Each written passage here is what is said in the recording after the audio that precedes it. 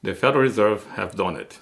They increased interest rates by 25 basis points, regardless of the report on inflation coming below expected. And Europe is trying to find a way to subsidize grain from Ukraine to come to Europe, since Russia pulled the plug on the grain deal. Italy accepts project of the tokenization on the Polygon platform. And judge says FBF must take the threat of suspension of the bill seriously. These are a few of the things we're going to be discussing on today's video.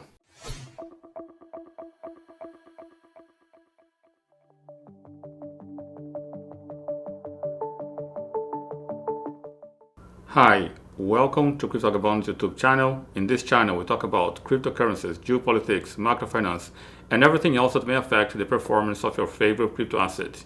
If you do like this kind of content, please subscribe to the channel and click the notification bell. Now, let's get into the video of today. As usual, we're going to begin with Bloomberg. And Bloomberg says here, Federal Reserve bring interest rates up again by 25 basis points.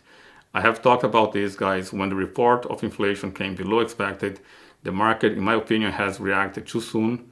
There was a boom, the price went up, video with that post above. Now here we have it. The Federal Reserve says they will continue hiking for as long as it is necessary. And now Jerome Powell says that the high interest rates hike may be here until 2025. I'm not going to read the whole article to you. What I'm going to show is how the market is reacting to that. You can see now Bitcoin have crashed. I think that was anticipation of interest rates hike. And now the new support for BTC is at 29. Now, there's a ship carrying nearly 3,000 cars on fire by the Dutch coast. I know it seems not to be related to cryptocurrencies, but it is related to the economy. The thing is, you can see here, 25 of the 2,857 cars on board were electric vehicles. And this is a report of how electrical vehicles, once caught on fire, the fire will go on for a long time. You can see here, one of the electrical vehicles may have caught on fire and the blaze could last for days. The thing is, those cars are made with lithium batteries, and lithium batteries, once on fire, there's nothing that can put that fire out.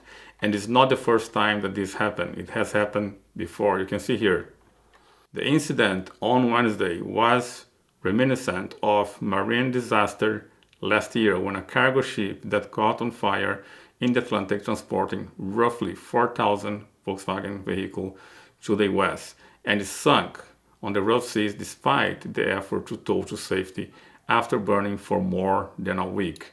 The thing is, electrical cars, lithium battery are a fire hazard. And I think this whole idea of moving to SG and making sure that we all have batteries are dangerous. I have put batteries on my caravan. I live on a caravan with lithium batteries, but I'm aware of the danger. And I have to buy very expensive batteries to make sure that I'm protected from the possibility of fire. Now, here in Europe, the EU is discussing a possibility to subsidize transport for the Ukraine grain. Now, I have talked about the grain deal and how Vladimir Putin was going to pull the plug on that grain, and he have done just that. Now, the idea is to subsidize the grain transportation to the neighboring countries. You can see here, they are talking to the ministers from Poland, Hungary, Slovakia, Romania, and Bulgaria on the sidelines of the EU ministers meeting earlier on Tuesday to discuss the transit of Ukrainian grain through their territories. I have made video about this. We have been in a situation before.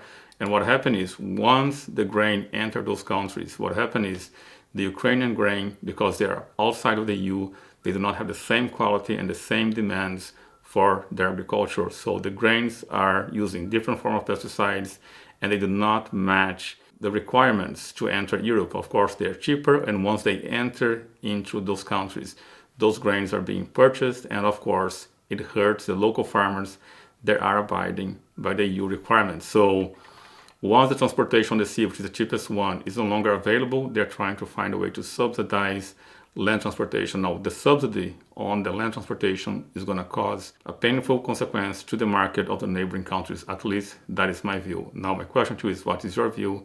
Let me know on the comments below. Now, let's talk about cryptocurrencies. The Italian central bank backs a DeFi tokenization project with Polygon Fireworks. And it says here, we believe it is vitally important to create the conditions for DeFi to become a safe and open operating environment for supervised entities. So this is a very good move in my view that Italy is welcoming projects on DeFi. Once they're tokenizing, the ones who tokenize physical assets, those tokenized assets are available in multiple markets at much faster speed. So to me, congratulations on the Central Bank of Italy for moving in that direction. Now, what Cointelegraph is talking on this article is something which I have mentioned many times on this channel, the existential threat and why some banks are anxious about CBDCs. I know a lot of people see CBDCs as a threat to cryptocurrencies. It is not just a threat to cryptocurrencies. In my view, it is a very significant threat to commercial banks. And commercial banks, in my view, should embrace cryptocurrencies because CBDC will kill commercial banks. And the reason is very simple. Once a central bank issue a token or instrument or a CBDC, and you can interact with that CBDC on your cell phone, there is no reason for you to interact with a commercial bank.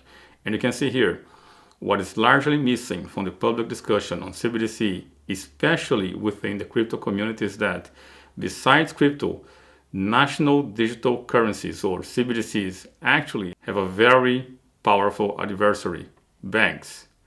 For private financial institutions, the idea of a de facto state-controlled ecosystem of payments and transactions represents an existential threat, in no way less than private cryptocurrencies. So I honestly believe CBDCs are more dangerous to private commercial banks than cryptocurrencies. And there's another thing here.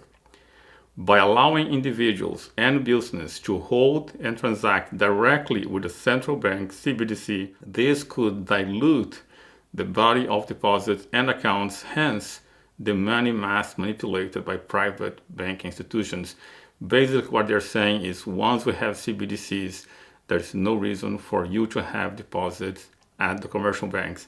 And I could not agree more with this article. I'm not going to read the whole article, but I'm glad to see that Cointelegraph is speaking about this. I have been talking about this for years, and if you have been following the channel, I have talked about this in the channel as well.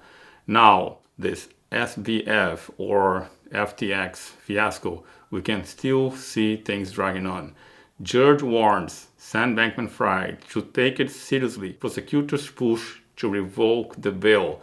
The thing is, he may not be respecting the imposition from the court, and they are considering to revoke the bail. That means he would go and wait for judgment in jail. There is a Twitter here from SBF's lawyer. We will respond by August 1st. Judge Kaplan replied on August 3rd. I will docket the order. I am mindful of the First Amendment and the government's interests. Mr. Bankman-fried, you better take seriously too. So it seems like the judge is trying to remove the possibility of him waiting for judgment while staying on his parents' home.